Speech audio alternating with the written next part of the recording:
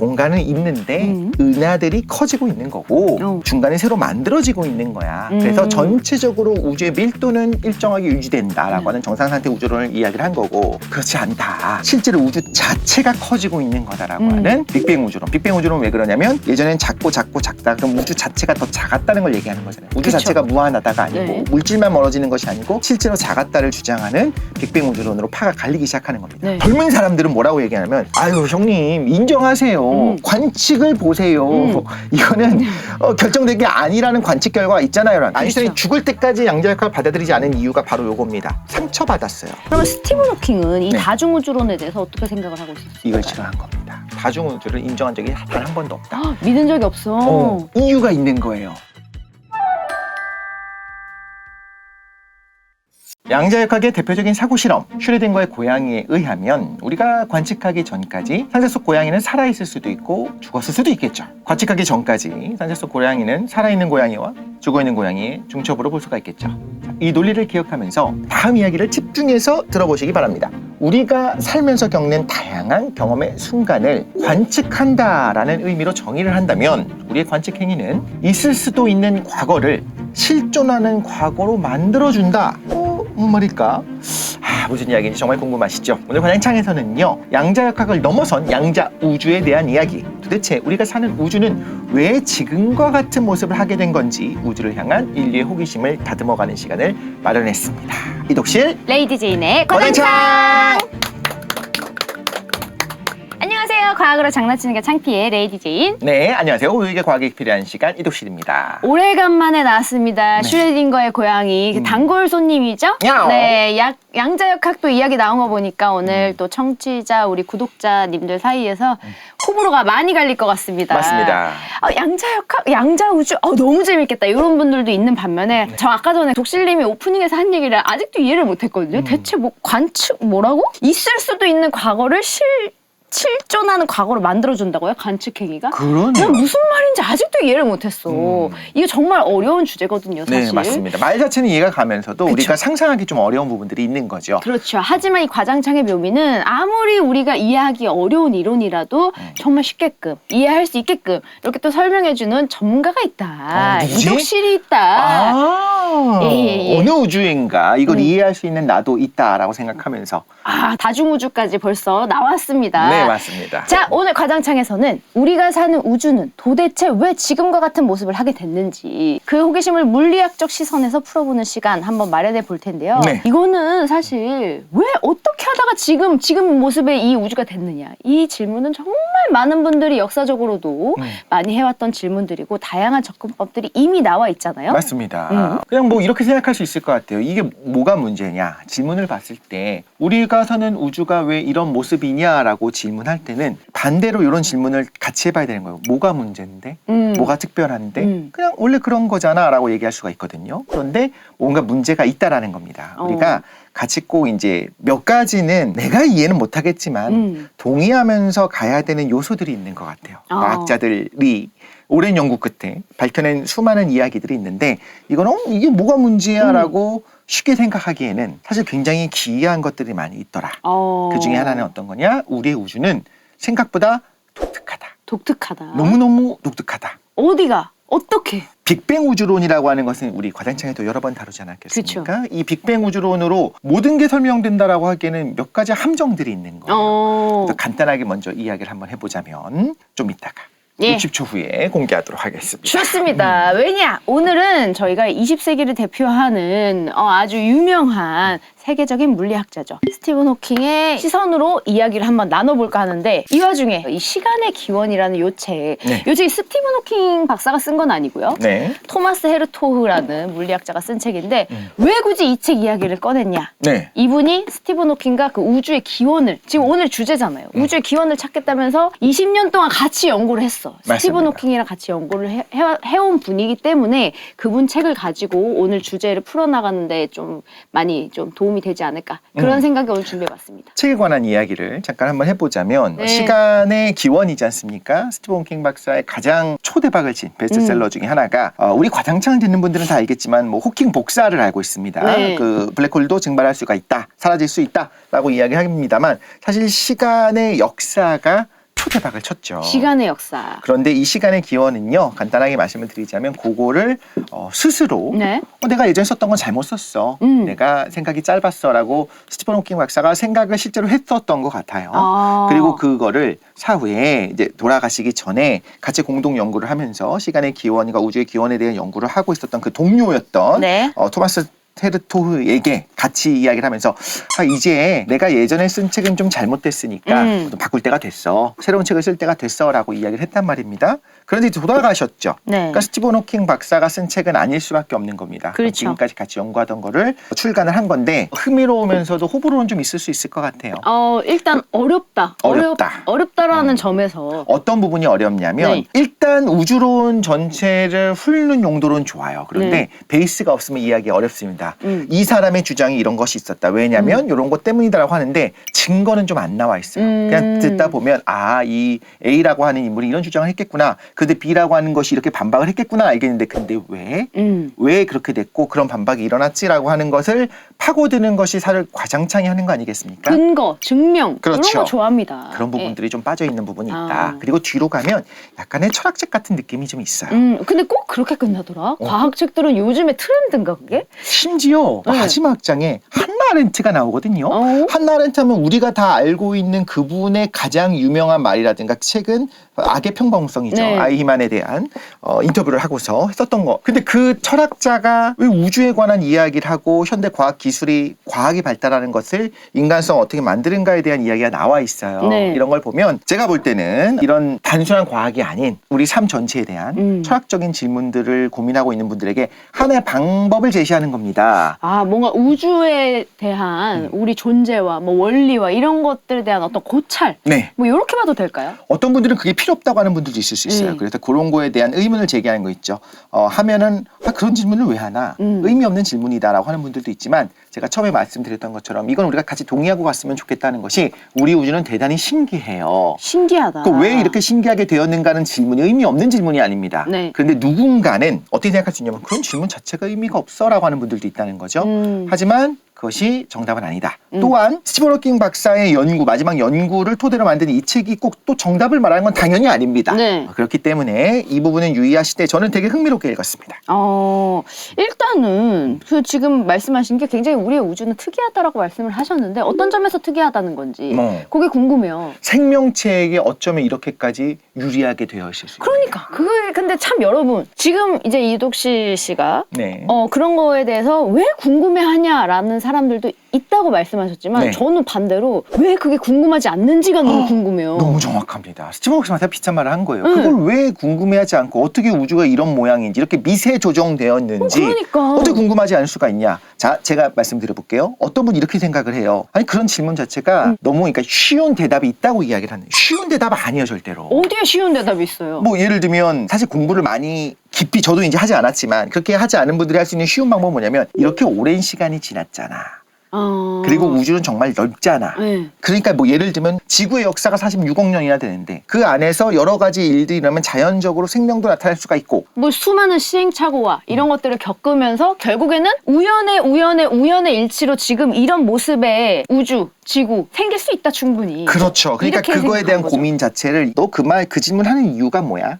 결국엔 그 질문을 함으로써 인간이 얼마나 특별한지, 얼마나 신기한지, 얼마나 잘 설계되어 있는지를 주장하고 싶은 거 아니야? 라고 생각할 수도 있어요. 이게 우연이 아니라 어떤 예를 들면 뭐 조물주라든지 절대자라든지 어떤 사람이 이 모든 것을 설계한 것이다. 네, 그렇죠. 예. 그런 주장을 하고 싶으니까 그거 물고 늘어지는 거지라고 하는 분도 있고 실제로 그렇게 받아들이고 싶은 분도 있을 겁니다. 우리는 근데 그런 건 싹 빼고 그렇죠. 담백하게 그럼요. 분명히 논란의 여지가 있는 주장은 맞지만 그럴 팩트로죠. 거면은 끝이 없어요. 맞아요. 그렇게 갈 거면은 우리 캠프 가야 돼요. 여러분, 우리 과장창 구독자들이랑 다 같이 저기 한 5박으로 그 캠프 가가지고 밤새도록 앉아가지고 해야 돼요. 하필이면 빅뱅 이론을 처음 이야기했었던 사람을 우리가 르메트르를 생각합니다. 네. 네. 허블과 르메트르를 같이 네. 생각한단 말입니다. 그런데 그 르메트르는 하필이면 카톨릭 신부였습니다. 네. 그런데 당연히 훈련받기로는 과학과 신학을 철저하게 분리되도록 훈련을 받은 거죠. 네. 그런데 그런 주장을 내어놨을 때 지금 모든 과학자들이 대부분의 과학자들이 다 받아들이는 그 사실을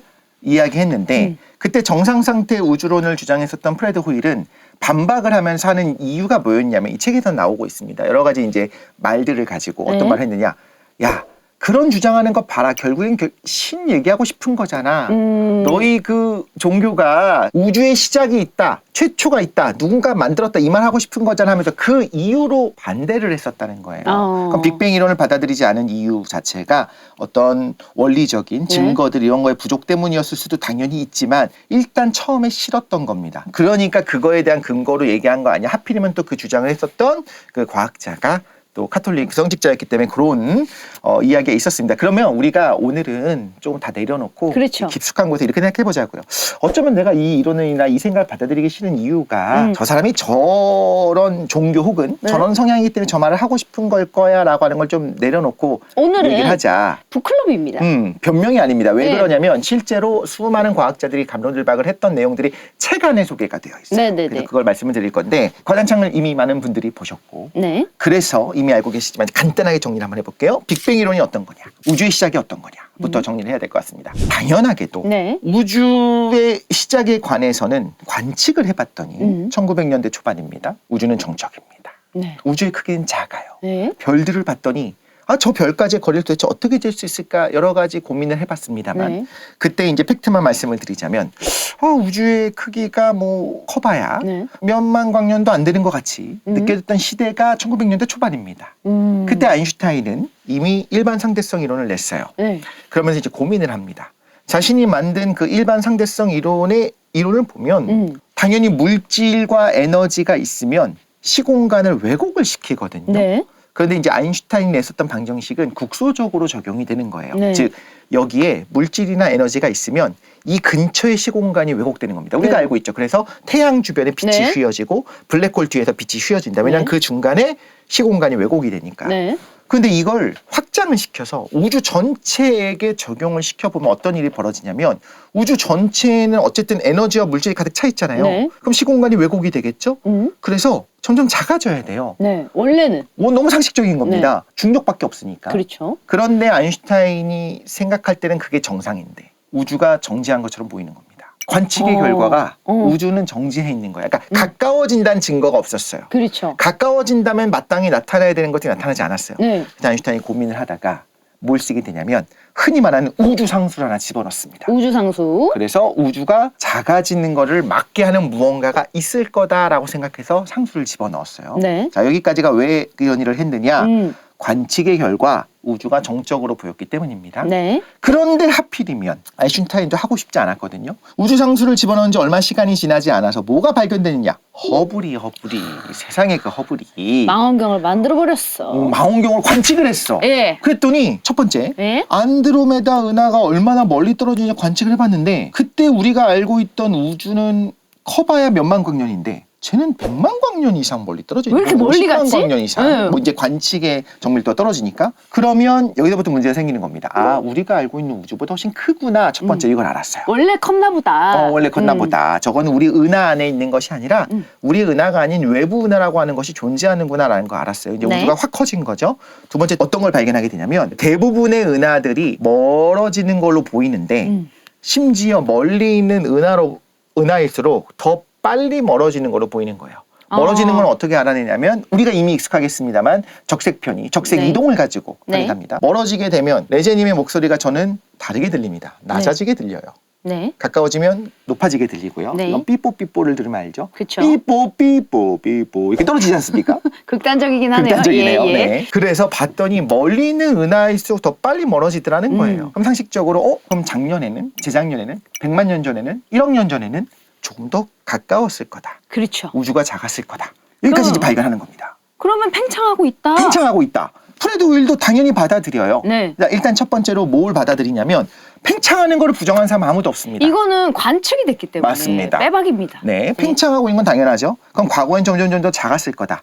프레드 윌은 어떤 생각을 했냐면 공간은 있는데 은하들이 커지고 있는 거고 중간에 새로 만들어지고 있는 거야. 그래서 전체적으로 우주의 밀도는 일정하게 유지된다라고 하는 정상상태 우주론을 이야기를 한 거고 그렇지 않다. 실제로 우주 자체가 커지고 있는 거다라고 하는 빅뱅 우주론. 빅뱅 우주론은 왜 그러냐면 예전엔 작고 작다가 그럼 우주 자체가 더 작았다는 걸 얘기하는 거잖아요. 우주 그쵸. 자체가 무한하다가 아니고 네. 물질만 멀어지는 것이 아니고 실제로 작았다를 주장하는 빅뱅 우주론으로 파가 갈리기 시작하는 겁니다. 네.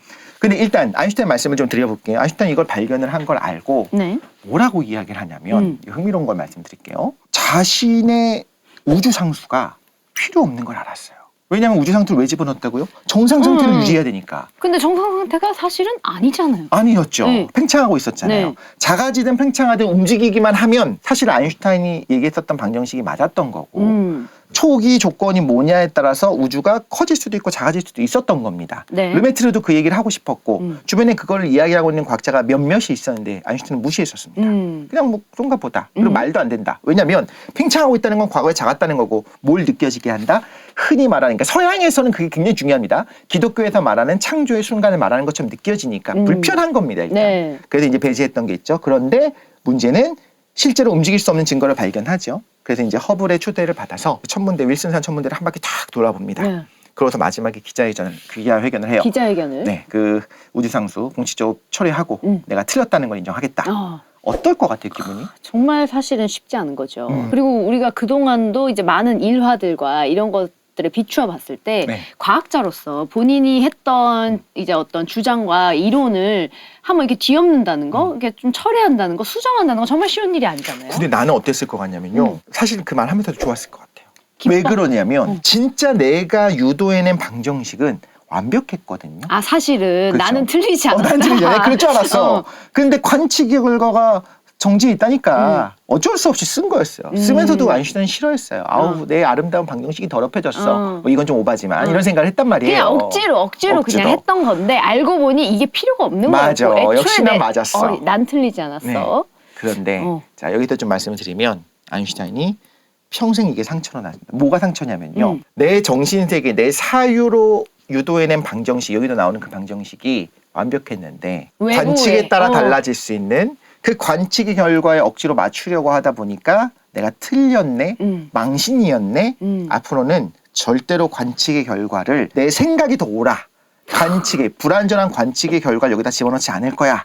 라고 막아버립니다. 아인슈타인은 천재니까 그럴 수 있긴 한데 약간은 그죠? 많이 하셔. 왜 그러냐면 그 이후에 어떤 게 나타나기 시작하냐면 우리가 이제 관심 갖는 주제로 돌아옵니다. 양자역학이 태동하기 시작해요. 그러니까.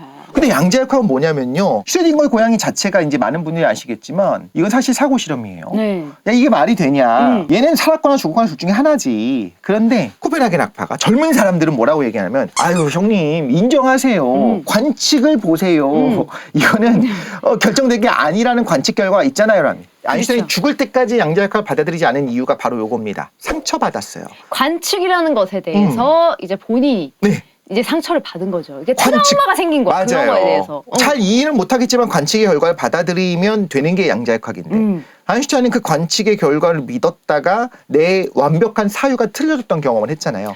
끝까지 안 아인슈타인이 받아들입니다. 진짜 천재는 천재고 엄청난 천재죠. 우리 뭐 전 인류가 다 아는 천재지만 사실 그분이 이제 돌아가시기 전까지 양자역학을 믿지 않았다 반대했다라는 건 너무 유명한 사실이고 맞습니다. 아인슈타인이 했던 말 중에 이제 유명한 일화가 내가 그러면 달을 쳐다볼 때만 달이 있고 내가 안 쳐다보면 달이 없다는 뜻이냐? 그렇죠. 그렇습니다라고 하니까 뒤집어졌잖아. 그렇죠. 말이 안 돼. 그건 말이 안 돼. 화병 나가지고. 그러니까 누군가 또 이렇게 하겠죠. 아인슈타인 역시 노년에 그게 좀 잘못됐다라고 생각할 수 있겠지만 생각이 좀 그렇게 쉽게 생각할 거 아닙니까? 굳었다. 그렇죠. 머리가 좀 굳은 거 아니냐. 근데 그럴 만한 이유가 있었다라는 거고 우리가 이제 와서는 양자역학적인 것을 받아들이고 너무나 많은 게 설명이 돼요. 그렇죠. 아 근데 이렇게 하니까 이해가 되네. 왜냐면 저는 다른 거는 몰라도 세기의 천재, 이 시대의 천재, 이 아인슈타인이 양자역학을 못 받아들였다는 게 저는 지금까지도 이상했거든요. 그렇죠, 그렇죠. 근데 이렇게 말씀을 하시니까 확 와닿네요. 이유가 있었던 그랬을 거죠. 수 있겠다. 그렇죠. 그랬을 수 있겠죠. 왜냐면 이걸 저 천재기 때문에 그 자존심에 스크래치가 났던 거야. 맞아요. 지금 너희들이 사실 현상을 이해 못하니까 있는 그대로 받아들이세요 하는 거지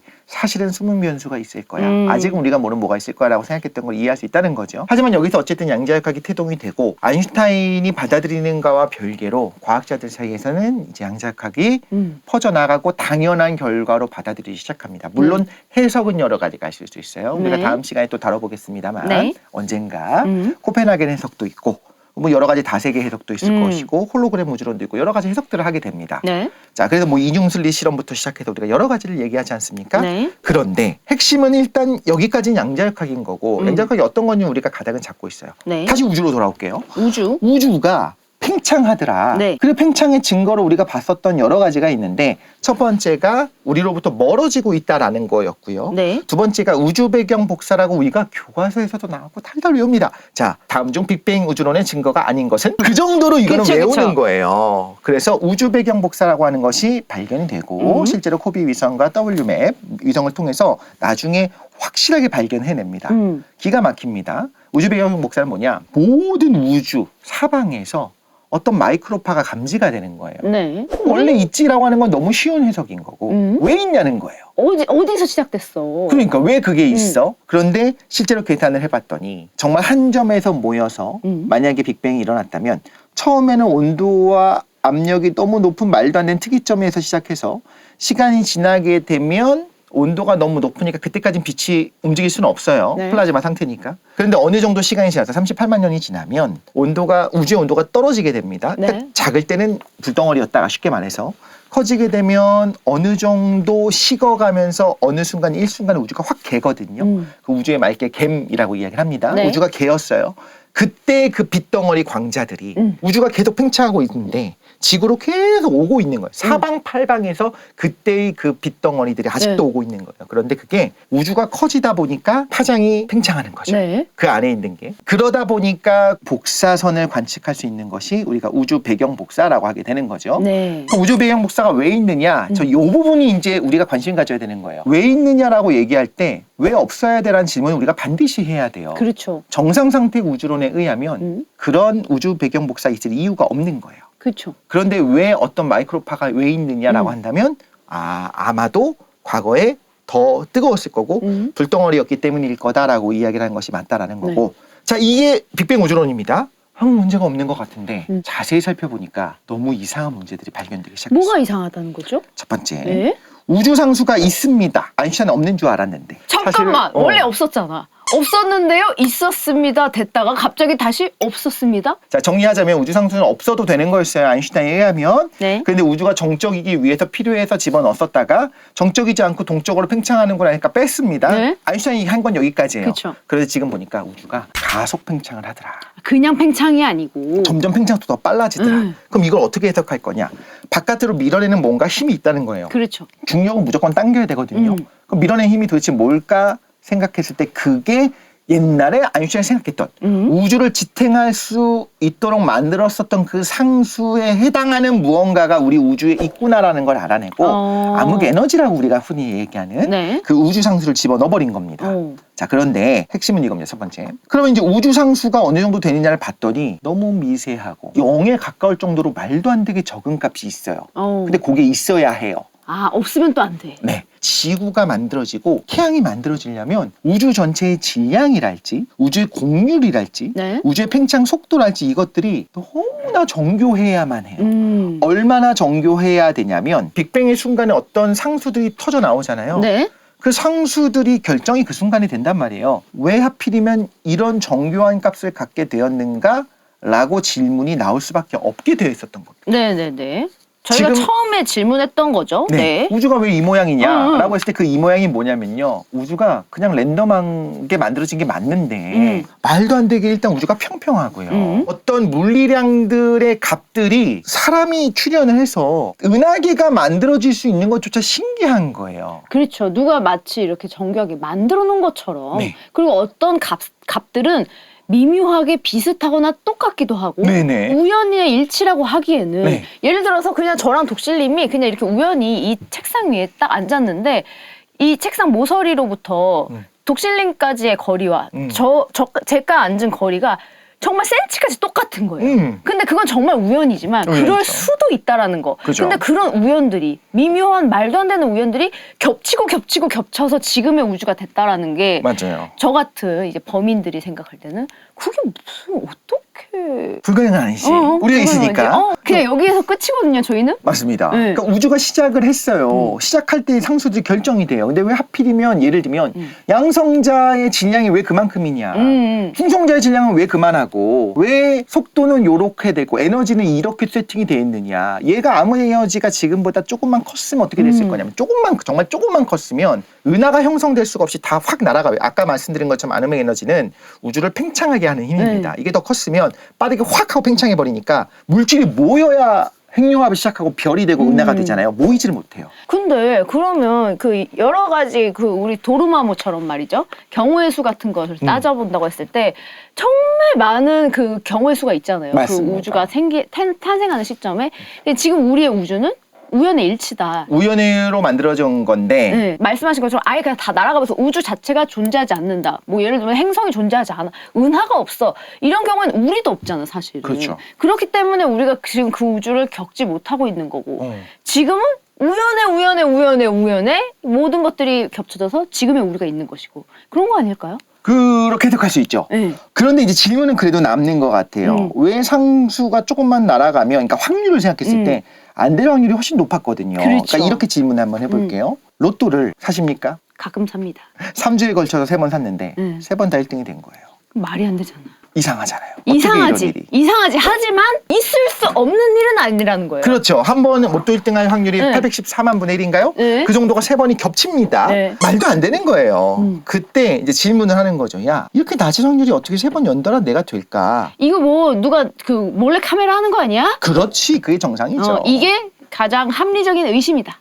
그런데 사실 이런 겁니다. 지금 요런 인식에 대해서 인류 원리라고 하는 방식을 통해서 쉽게 피해갈 수가 있어요. 그게 네. 뭐냐면 왜 고민을 해? 그 고민을 하고 있는 네가 실제로 당첨됐기 때문에 고민을 하는 거잖아. 네가 존재하고 있기 때문에 고민하는 거잖아.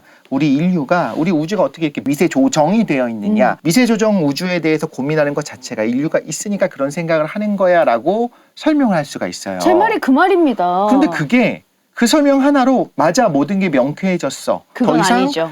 생각할 필요가 없고 그 생각하는 것 자체가 이상해라고 하는 것 자체가 저는 조금 반대예요. 살아생전 계속 얘기하겠지. 가족이면 친구면 아직도 이해가 안 돼. 내가 왜 3번 다 연속으로 당첨이 됐을까?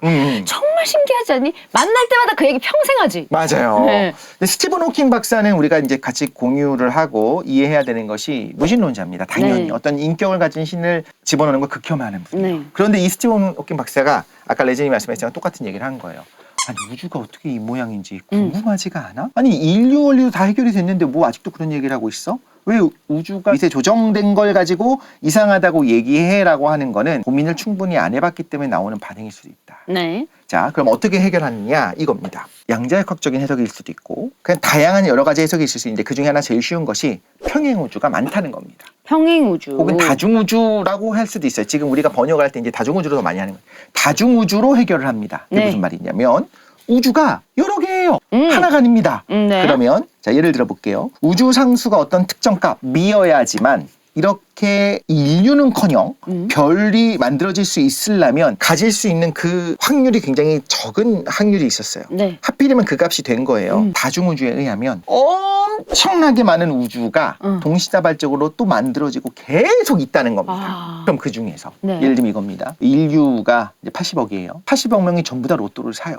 그러면 한 번 당첨되는 사람은 당연히 있을 수밖에 없겠죠. 그렇죠. 814만 분의 1인데 그렇죠. 엄청 많이 당첨되겠죠. 그럼 연달아 2번, 3번 당첨되는 사람도 있을 겁니다. 이해가 안 간다고 하더라도 가능한 거예요. 이런 겁니다. 수많은 시간 동안에 80억의 인구가 있는데 레제님은 왜 남편 그분을 만났을까? 야 이건 진짜 우리가 40억 분의 1의 확률을 뚫고 만났어 라고도 할 수 있지만 다르게 보면 그냥 만난 두 사람이 그 생각을 그냥 하고 있는 걸 수도 있는 겁니다. 맞아요. 레제님이 다른 사람을 만나서 결혼했을 수도 있겠지. 네. 그때 똑같은 얘기를 할 겁니다. 어떻게 40억 분의 1을 가지고 내가 이 사람을 똑같이. 만났을까?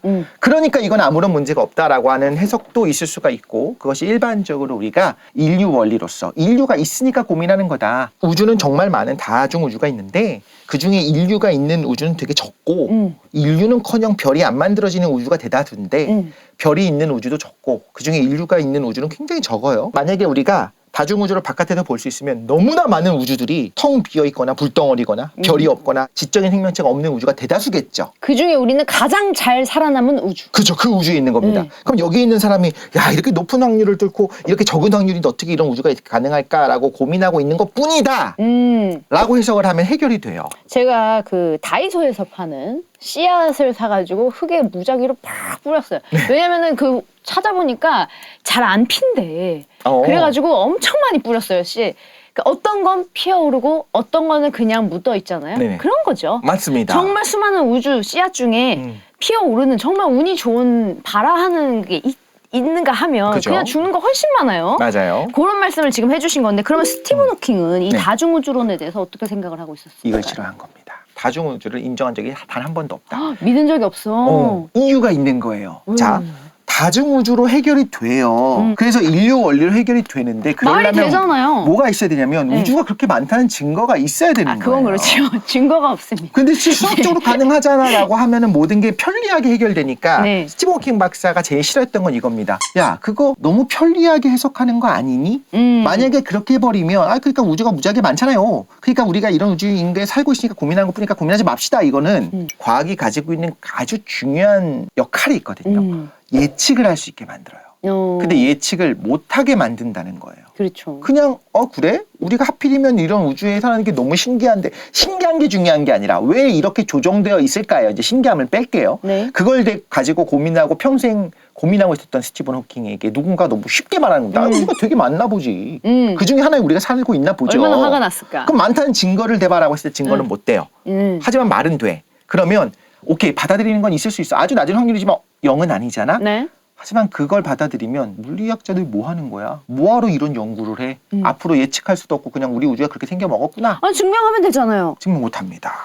그렇죠. 다중우주는 왜냐면 다른 우주에 갈 수가 없기 때문이죠. 없고, 있다는 관측할 존재. 수가 없기 때문이죠. 맞습니다. 관측할 수도 없는 우주가 있다고 상정하면 모든 게 해결된다는 건 너무 쉬운 답이다. 이거는 관측 외에는 증명할 수 있는 하다못해 수식이나 뭐 이런 걸로 증명할 수 있는 방법이 아예 없는 건가요? 없는 거죠. 수학적으로는 가능해요. 답답하네. 예. 근데 수학을 어떻게 볼 거냐에 따라 다른데 수학이 뭐라고 생각하세요? 계산. 계산. 무슨 계산? 숫자로 계산. 숫자. 정말 제가 정과목직에 가장 싫어하고 가장 극혐하는 진짜. 숫자로 계산. 숫자 계산 2개만 들어가도 너무 머리가 아픕니다. 근데 이제 그게 산수 우리가 했었었고 저도 거기까지는 잘했는데 이제 수학은 못했어요. 네. 이유가 뭐냐? 수학은 논리 체계입니다. 논리. 이렇게 얘기해보면 어떨까요? 보드게임입니다. 근데 네. 너무 짜증나. 무슨 이런 보드게임을 만들었어 싶은 보드게임이에요. 룰이 있어. 공리가 있어. 그렇지. 그리고 그걸 가지고 서로서로 증명하는 게임인 거예요. 그게 재밌지. 그러면 게임이잖아요? 네. 그럼 룰을 막 추가할 수 있어요.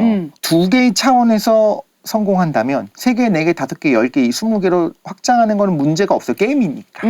그런데 하필이면 요 수학이라고 하는 논리 체계가 우리 우주를 설명하기에 딱 좋은 거예요. 그럼 우리 우주가 수학의 언어로 되어 있다라고 볼 수도 있겠지만 네. 우리 우주에 행동하는 방식을 잘 구현해내는 하나의 논리 체계를 수학으로 볼 수도 있거든요. 그 수학으로 설명할 수가 있는 거예요. 다중우주가 가능하다라는 거를. 어떻게요? 그냥 설명은 돼요. 그냥 여러 개 변수가 있고 이게 가능하고 양자적으로 이거를 이렇게 해석하면 되지. 증명은 아니지만 설명은 된다. 된다. 여기서 흥미로운 말씀 하나 드리도록 하겠습니다. 흥미. 이 책에서는 또 다른 하나의 줄리를 설명해요. 물리학이라고 하는 건 어떤 거냐. 자연스럽게 이렇게 될 수밖에 없다. 우리의 미세 조정된 우주라고 하는 건 어떤 거냐면 우주가 너무너무 잘 튜닝이 되어 있고 모든 상수들이 하필이면 그 값을 가지고 있어서 하필이면 그렇게 잘 세팅이 되어 있더라. 생각보다 그중에 변수 하나를 키우고 네. 대신 요 변수를 낮추면 그게 가능한 트레이드 오프 관계라고 한다면 그렇게 신기하지 않을 수도 있는데 그렇지 않더라는 거예요. 너무너무 정교하게 잘 되어 있어요. 자, 지금 여기까지가 있습니다. 그러면 일종의 경적론적으로서 빅뱅의 순간에 하필이면 그렇게 되도록 그 정도의 에너지와 그 정도의 그런 걸 가지고 빅뱅이 시작되고 급팽창이 일어났다면 이독실이나 레제님은 아니더라도 이런 해달별을 비롯한 은하가 형성되고 네. 그 안에 생명체도 나타날 수밖에 없겠구나라고 언젠간 나타나겠구나라고 하는 결정론으로 받아들일 수가 있어요. 지구는 아니어도 돼요. 네. 안드로메다라고 하는 은하가 형성될 수가 있고 그럼 거기에 수많은 항성들이 있고 네. 그 항성에는 우리 항성님을 얘기하는 거 아니에요. 항성들이 있고 그 궤도에는 행성들이 있겠죠. 네. 그럼 그 행성 중에서 또 골디락스 존이라고 하는 적절한 곳에 물도 있고 온도도 일정하고 그럼 거기서 인류는 인류는 아니지만 지구인은 아니지만 지적 생명체가 태어날 거고 그쵸. 그럼 그 지적 생명체는 또 고민을 하다가 어느 정도 한 2만 년 정도 시간이 지난 다음에 야 우리 어떻게 태어났을까? 이 우주 뭐냐? 갑자기 또 뭐 이런 똑같은 질문을 그렇죠. 하는 그런 거죠. 질문을 할 수 있잖아요. 그러니까 결정론인 거예요. 음. 우리 우주는 생명체를 품고 태동할 수밖에 없게 만들어졌다라고 하는 결정론적인 이야기를 지금까지 했습니다. 자, 완전 새로운 관점을 제가 설명을 드릴게요. 이 책의 또 다른 하나의 커다란 줄기. 인류의 역사에 있어서 가장 중요한 이론 중에 하나가 바로 나오는데 과학사에 있어서 뭐죠? 진화론입니다. 진화론. 진화론. 뻔할 뻔짜다. 그렇지. 근데 진화론은 흥미로운 게요. 우주, 물리학이랑 달라요. 물리학은 이렇게 갈 거다라고 하는 결정론적인 부분이 분명히 있거든요. 근데 진화론은 전혀 다릅니다. 진화론은 뭘 말해주냐면 얘가 왜 만들어졌는지 이걸 현상적으로만 설명해요. 예측이 불가능해요. 네. 인류가 100만 년 뒤에 1000만 년 뒤에 어떤 형태가 될지를 알 수가 없어요. 그렇죠. 혹은 인류와 예를 들면 뭐 침팬지 공통조상이 있습니다. 그 공통조상의 생태를 우리가 봤어요. 그 당시에 인류가 만약에 봤다고 해볼게요. 그 당시에 우리가 타임머신 타고 봤습니다. 500만 년 후에 어떤 종이 자리 잡게 될지를 전혀 몰라요. 어찌 알아? 왜냐하면 정합적으로 이게 생길 수밖에 없다가 아니고 그때 환경이 어떻게 변화할 것이기 그쵸. 때문에 어떤 애가 살아남게 될지는 전혀 몰라요. 그쵸. 하지만 뭘 설명할 수 있냐면 우리가 왜 이렇게 생겨 먹었는가를 설명할 수 있어요. 지난 자, 과거는 이제 설명할 수 있지만 맞습니다. 미래는 예측하지 못한다. 이 두 개가 네. 흥미롭지만 달라요. 왜냐하면 빅뱅이 있었다고 하면 빅뱅 이후에 어떤 일이 있는지 설명할 수 있어요. 그렇죠. 빅뱅이 왜 있는지 설명할 수 없고 빅뱅 때 만들어진 상수가 적절하다는 걸 알면 심지어 우리가 지난번에 우주먼지를 모시고 맞아요. 시뮬레이션 우주에 관한 이야기를 했지 않습니까? 저기 링크 떠 있죠. 시뮬레이션 우주론을 보시면 네. 적절한 상수를 넣어주면 어떤 우주가 어떤 별들이 어떤 형태가 될지를 우리가 예측할 수가 있어요. 미래를. 그런 진화는 반대입니다. 네. 미래는 전혀 예측할 수 없고 과거에 어떤 공통조상이 있었겠구나를 생각하고 과거에 그래서 우리가 이렇게 있을 수 있구나를 과거를 설명하세요. 가계도를 중심으로 하면 흥미로운 걸 말씀드리겠습니다. 가계도 중심에서 나 이후에 어떤 일이 벌어지는지를 볼 수 있는 이론이 하나가 있고 네. 나 이전의 조상들이 어땠는지 볼 수 있는 두 개의 이론이 있는 거예요. 두 개는 그러니까 서로 다른 거예요. 그렇죠.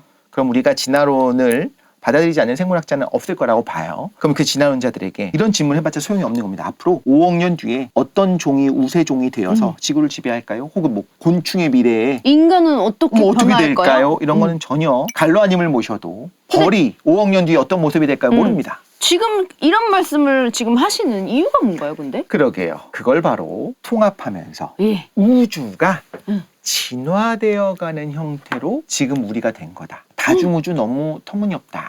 다중우주를 받아들이게 되면 다중우주가 불가능하다는 건 아니지만 다중우주를 받아들이면 우리는 물리학자들은 지금 뭐 하고 있는 거냐. 우리의 물리학에서 과학의 아주 중요한 예측을 잃어버리는 거다. 그게 아니고 이상한 건 일단 받아들여요. 팩트로 받아들여야 돼요. 우리 우주는 굉장히 요상할 정도로 미세 조정돼 있는데 그 이유는 뭐냐면 우주가 진화하는 과정에서 이런 형태가 되도록 된 거다라고 주장하는 게 스티븐 호킹의 주장인 겁니다. 그것도 또 이게 굉장히 신박하고 맞습니다. 새로운 관점입니다. 다중우주면 무지하게 많아요. 그 중에 요 종이 이 인류가 지적 생명체가 생긴 종이 나타나는 우주가 하나 있겠죠. 그 우주가 너무 신기하다 한다는 건데 스티븐 호킹 박사에 의하면 우리 우주는 너무나 다양한 우주가 있을 수 있었죠. 근데 그게 실제로 수많은 우주가 됐고 그 중에 하나가 아니고 그런데 이런 우주가 되도록 귀결되었다. 반드시 우리 우주가 생길 수밖에 없었다가 이 두 개의 아주 커다란 차이가 있는 것 같아요.